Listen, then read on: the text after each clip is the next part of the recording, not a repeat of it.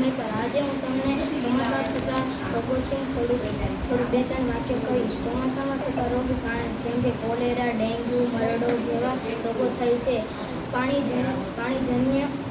પાણીજન્ય રોગોનો સામનો ભારત કેટલા વર્ષોથી કરતું આવે છે, કારણ કે આપણા ભારતમાં જેટલી ચોખ્ખાઈ જોઈએ એટલી ચોખ્ખાઈ નથી.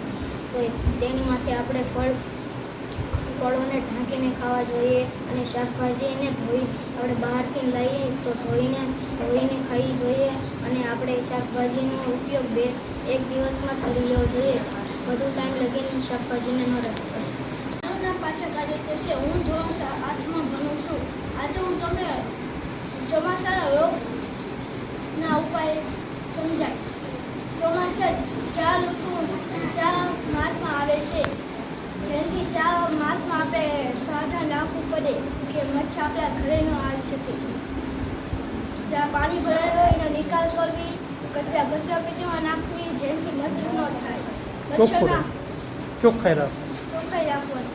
મચ્છરના 1000 પ્રજાતિઓ હોય છે, જેમાંથી ચિકનગુનિયા, ડેન્ગ્યુ જેવા મચ્છર હોય છે. અસ્તુ.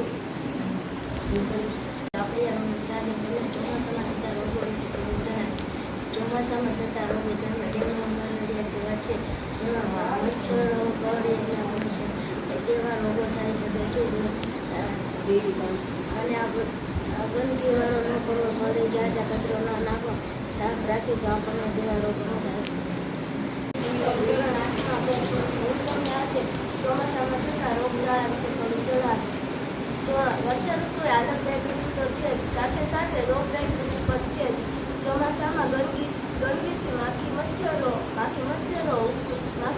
ઉપદ્રવ વધી જાય છે.